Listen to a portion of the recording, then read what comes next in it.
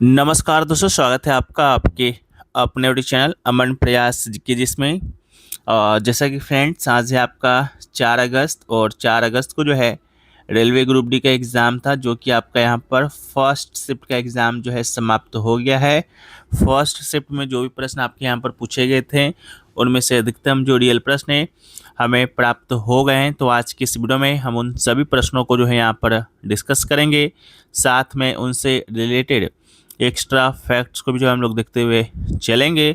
तो चलिए वीडियो को स्टार्ट करते हैं बिना किसी देरी के। उससे पहले अगर आप लोग जो है चैनल पर नए हैं तो चैनल को जो है सब्सक्राइब कर लेंगे, नोटिफिकेशन बेल को जो है ऑल पर क्लिक कर लेंगे और पीडीएफ के लिए जो है आप हमारे टेलीग्राम चैनल को ज्वाइन कर लेंगे, जिसका लिंक डिस्क्रिप्शन में दिया गया है। तो चलिए शुरू करते हैं आज का वीडियो आज के पहले प्रश्न के साथ। तो आज के जो हमारा पहला जो प्रश्न है हुआ है, निसार उपग्रह को लॉन्च करने के लिए जो है किस प्रक्षेपण यान यानी कि लॉन्चर का उपयोग किया गया था, यानी which launch vehicle will be use to launch the NISAR satellite. तो इसका राइट आंसर GSLV-M के सेकेंड जो है इसका राइट आंसर हो जाएगा निसार की। जब हम लोग बात करते हैं तो यह नासा और इसरो का एक संयुक्त पृथ्वी अवलोकन मिशन है। इसरो इस लॉन्चिंग सेवाओं के लिए जो है जिम्मेवार है और इसे सतीश धवन अंतरिक्ष केंद्र से भारत के GSLV-M के 2 यानी कि geosynchronous satellite launch vehicle mark 2 का उपयोग करके जो है लॉन्च किया जाना है। नेक्स्ट क्वेश्चन जो पूछा गया कि फरवरी 2026 या 24 इस प्रकार का कोई आपका डेट दिया गया था। पूछा था कि प्रधानमंत्री नरेंद्र मोदी के द्वारा जो है कौन सी प्रमुख राष्ट्रीय योजना पहल शुरू की गई थी, जिसका विस्तार बाद में जयपुर सहित देश भर के गांव और घरों में किया गया। तो इसका राइट आंसर में भी हो सकता है PM सूर्यघर मुफ्त बिजली योजना दिया गया था, जो कि राइट आंसर था।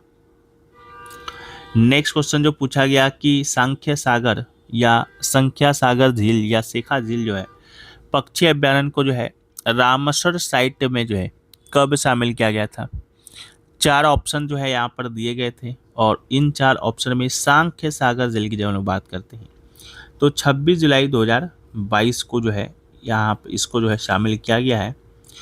तो मध्य प्रदेश के शिवपुरी में स्थित सांख्य सागर झील को जो है 26 जुलाई 2022 को रामसर साइट में शामिल किया गया है। लेकिन उत्तर प्रदेश का एक शेखा झील पक्षी अभ्यारण्य है, शेखा में भी शायद आपसे शेखा पूछा गया हो। तो वो जो पक्षी अभ्यारण्य जो है उसे 22 अप्रैल 2026 को रामसर साइट बनाया गया है। कब बनाया गया है? 22 अप्रैल 2026। ठीक है, तो शेखा झील पूछा होगा तो 22 अप्रैल 2026 और सांख्य सागर झील पूछा होगा तो 26 जुलाई 2022। ठीक है, तो आप इसको यहाँ पर याद रखेंगे। नेक्स्ट क्वेश्चन जो पूछा गया कि रक्षा अनुसंधान और विकास संगठन यानी DRDO के द्वारा स्वदेशी very short range air defence system missile का सफल परीक्षण कहाँ किया गया है। 4 ऑप्शन दिया गया था। उन 4 ऑप्शन में एक ऑप्शन जो है चांदीपुर उड़ीसा का दिया गया था, बिल्कुल राइट आंसर हो जाएगा। ठीक है, परीक्षण स्थान की बात करेंगे तो DRDO ने इस चौथी पीढ़ी के पोर्टेबल वायु रक्षा प्रणाली का परीक्षण उड़ीसा के तट पर एकीकृत परीक्षण रेंज ITR चांदीपुर से जो है किया।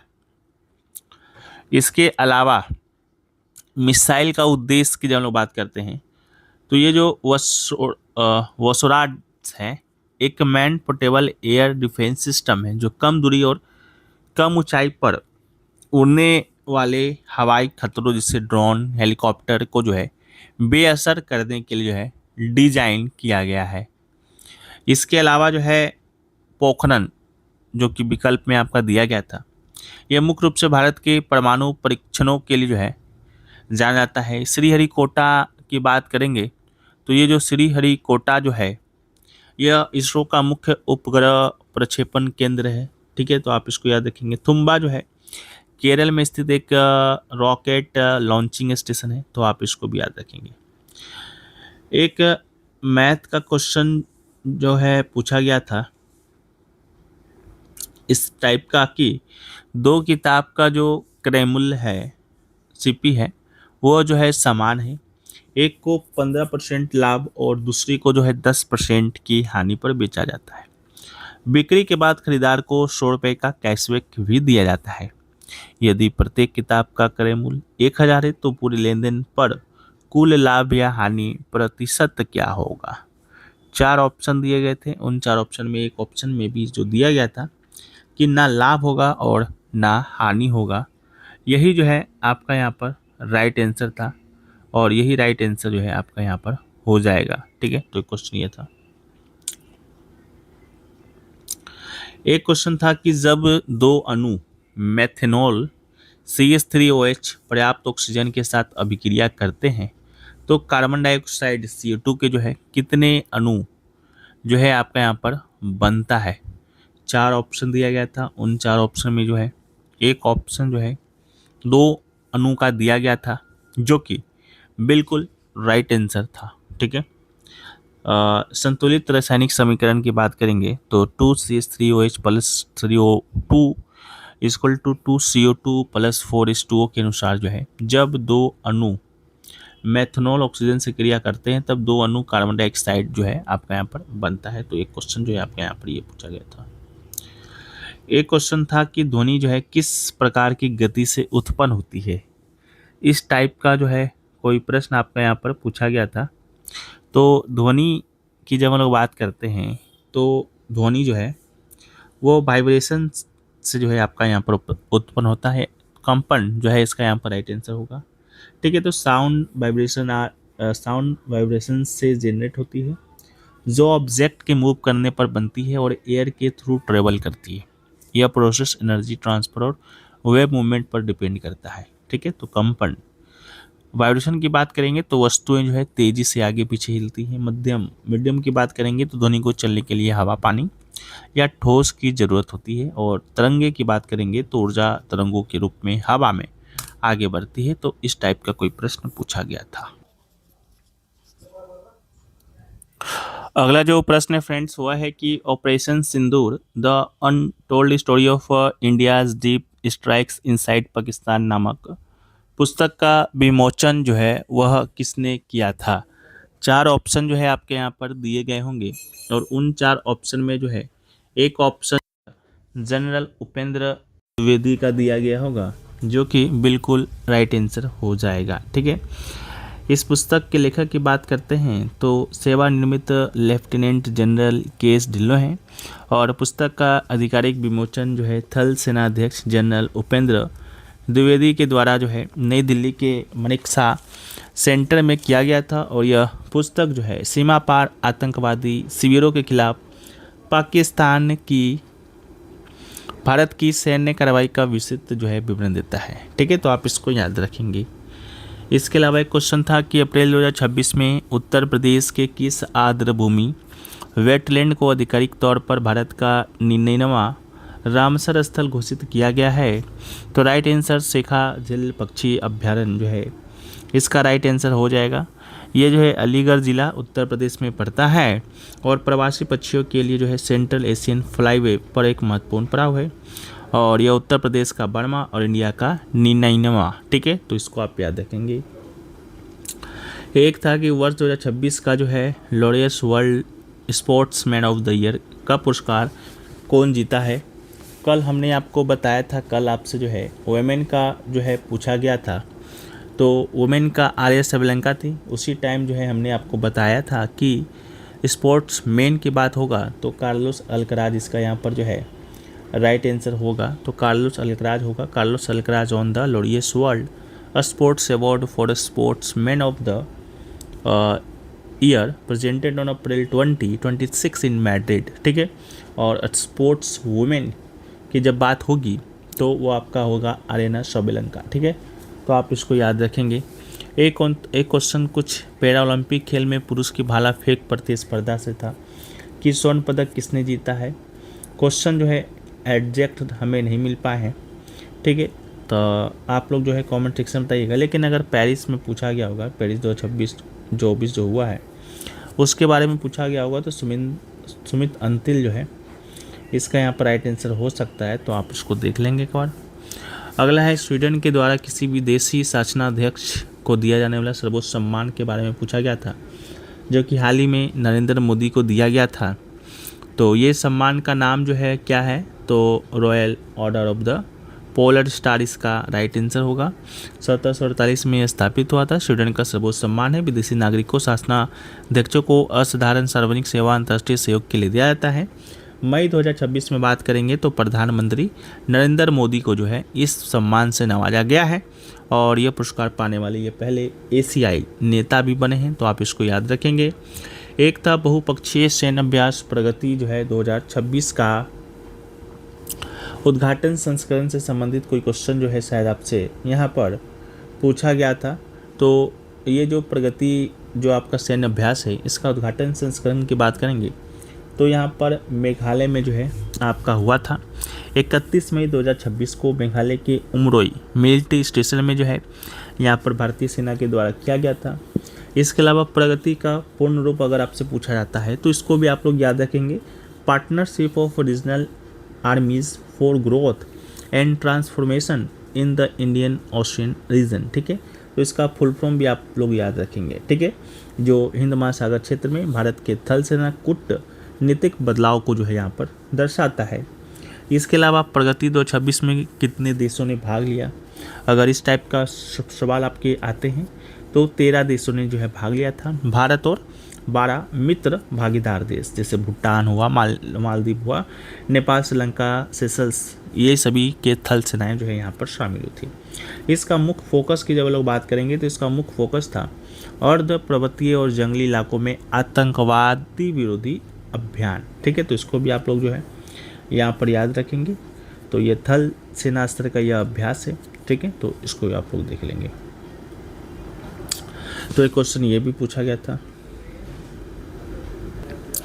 इसके अलावा एक क्वेश्चन आपका यहाँ पर विश्व प्रेस स्वतंत्रता सूचकांक 2026 से रिलेटेड कोई पूछा गया था कि किसने जो है शीर्ष स्थान यहाँ पर हासिल किया है। तो इसका राइट आंसर जो है नॉर्वे आपका यहाँ पर हो जाएगा।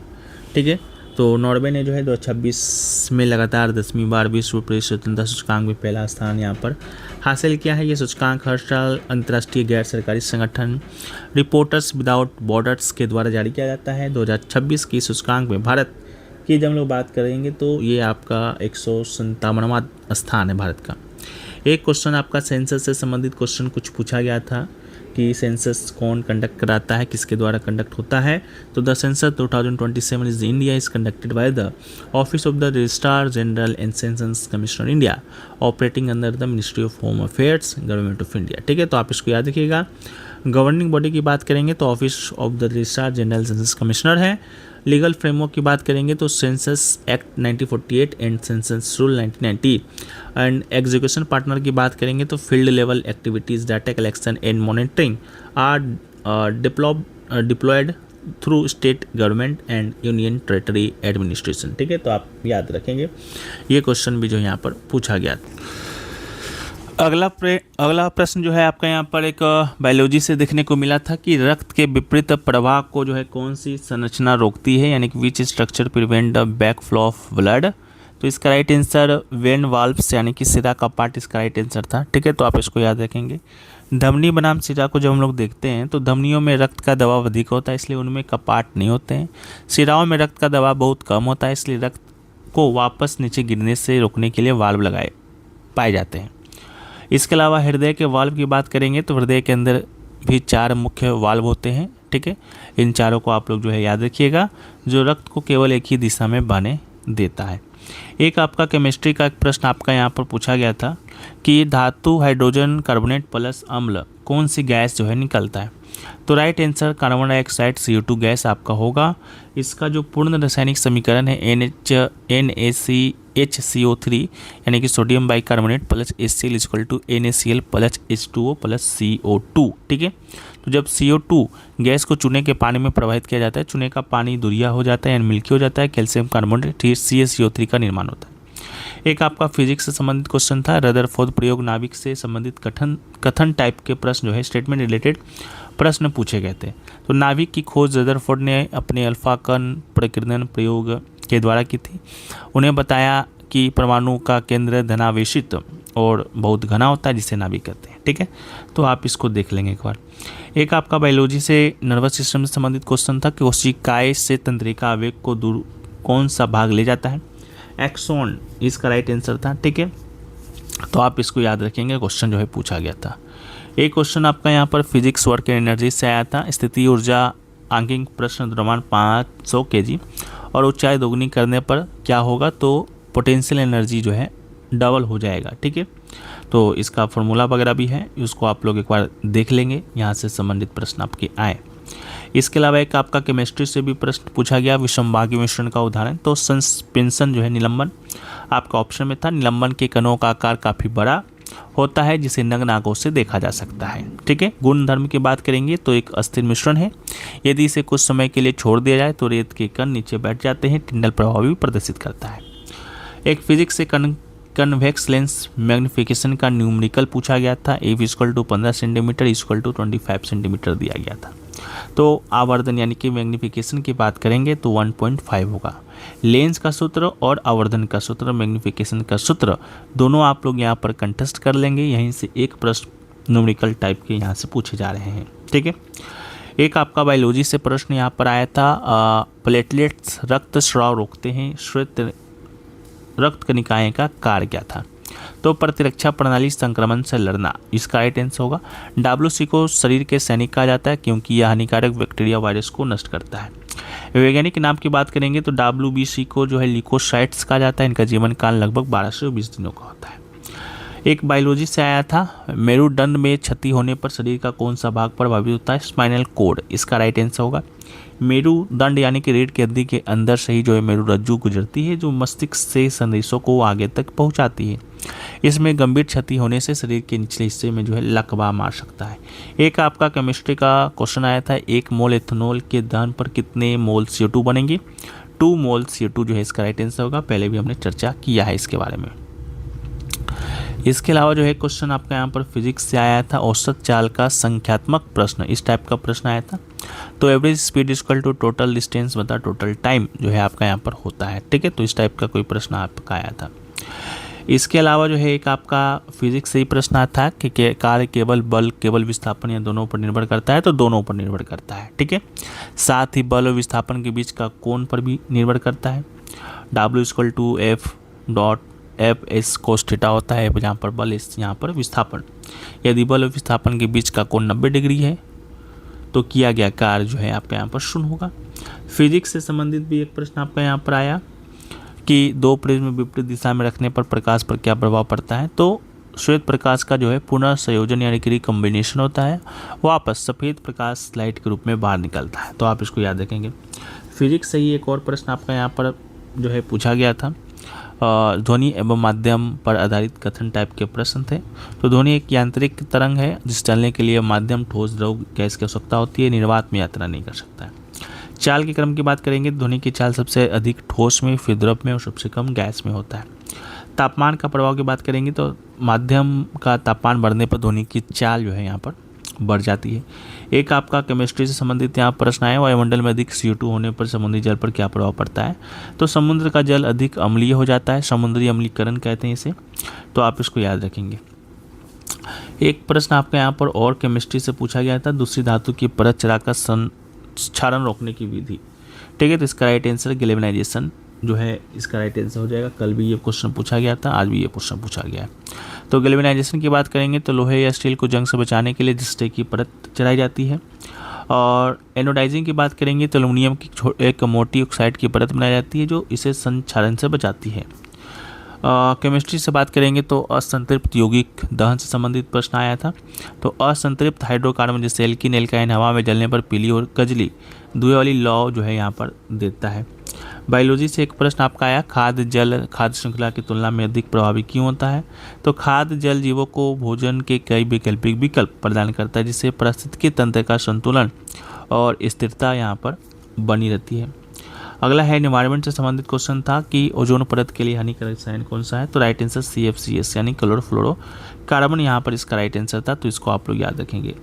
एक क्वेश्चन आपका एनवायरनमेंट 3R सिद्धांत से संबंधित आया था। तो 3R प्रिंसिपल, रिड्यूस, रियूज और रिसाइकिल। रिड्यूस यानी कि कम उपयोग, हानिकारक या प्लास्टिक जैसी वस्तु का उपयोग कम करना, रियूज मतलब पुनः उपयोग करना, रिसाइकिल मतलब पुनः चक्रण करना। ठीक है, तो आप इसको यहाँ पर याद रखेंगे। यह भी क्वेश्चन जो है आपका यहाँ पर पूछा गया था। आधुनिक पर्यावरण विज्ञान में अब 3R को बढ़ाकर 5R कर दिया गया, जिसमें 2 शब्द रिफ्यूज यानी कि अस्वीकार करना, रिपर्पस या रिकवरी या पुनः प्रयोजन जोड़ा गया है। तो आप इसको यहाँ पर याद रखेंगे। ये क्वेश्चन जो है आपके एग्जाम में पूछा गया था। ठीक है, और भी प्रश्न पूछे गए होंगे उसको PDF में शामिल कर देंगे। PDF टेलीग्राम पर मिल जाएगा, लिंक उसका डिस्क्रिप्शन में दिया गया, जाकर आप लोग ज्वाइन कर लेंगे। जय